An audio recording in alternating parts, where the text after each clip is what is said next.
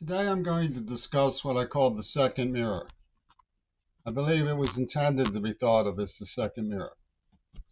The first mirror, you may remember, is found in films like The Killers and Cruel Gun Story of Japan, which were clocked to the assassination of Kennedy and part of a semiotic operation that justified it as execution of a war criminal over Hiroshima. The second mirror transfers the assets to the little Nicola of the banking system and the butcher babies at Carousel Club, who also did My Son Benito.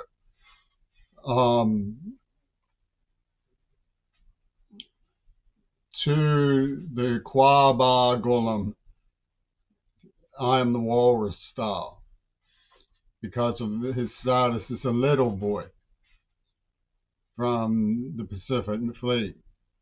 Now, some of the evidence, because nobody took this seriously except the aggressors and the assassins who were plying media to get rid of anything that they could and falsely construe anything they couldn't.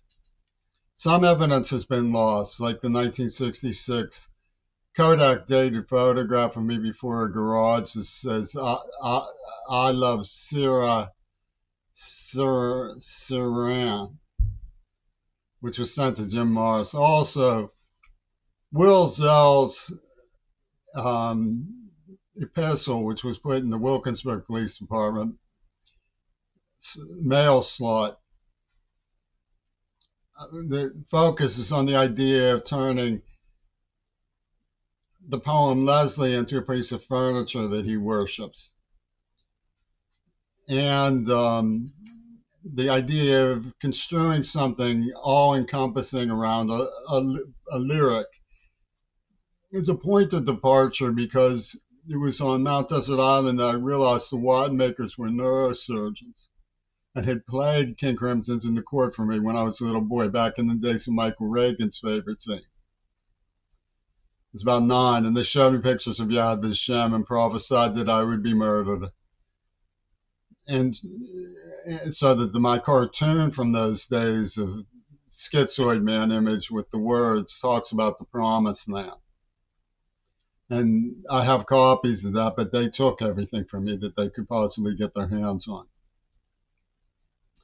And this was made into a criminal satire of the actual perpetrators in favor of the actual perpetrators. It was made into a satire of their target victim. And of course, we know that the bellicosity of the new era symbolically gladly blames a white sucker for Hiroshima in favor of Yoko Ono and the police union behind the assassination of Kennedy. Who watches the Watchers? Well, Kennedy was subject to the Carousel Club peep show. So it's all jumbled up in the idea that Casper came back to life as a Houdini. It's a theological enterprise in military society, run largely by someone named Richard, Sir Richard probably, or Lord Richard or whatever. Richard Carle was one of these people. Greg Starsenik was one of these people. And we have a sandwich star down at the corner where the supernova is. So let's annotate Schizoid Man. Cats like Leslie Katz, Foot like Pussyfoot, Iron Claw like Virginity Proves Rape.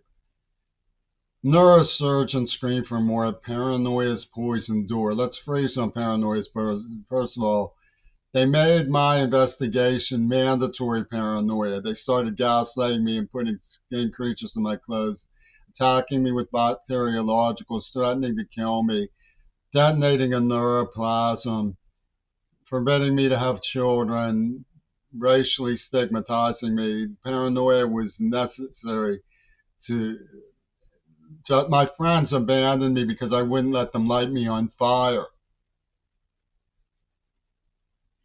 And the Greg Carl writes the dialectic is established at the outset. He was the one whose gang, the Gutter Snipes, played. Wademaker was in. They played this song for me when I was 9.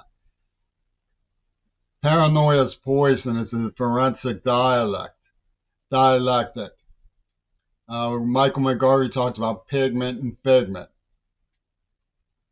And they go to the Holocaust and Vietnam, blood rack, barbed wire, politician's funeral pyre, and they insinuate that they're the good guys, but the early films of them in Hyde Park are full of swastikas. And then they say death seed, blind man's greed, and have a song called Starless, and the script says take away my eyes, and the girl on the cover, they poison me. I'm being recuperated. God save us, ordinary men. So, poets starving children bleed. In other words, they're crooking their finger. The poet can't feed his starving children in Gaza, etc., and so on. So that's the annotated schizoid, man. Starless and Bible Black, take away my eyes. And she appears on the cover of one of his records from 1979, and they have this Slipknot, oh, John Lennon this, John Lennon that, which would all have been her if it was true, which is hardwired into the cinema. So the second mirror is the way they transfer the idea of a genocide project to a cool genocide project. You have to compare the similarities between the Telltale clip, the script, the guerrilla theater of the Panthers and Green Party at Pitt, with Storm Warning starring Reagan and Diva, and compare the similarities in the semiotic system to see the mirror also works in the second mirror.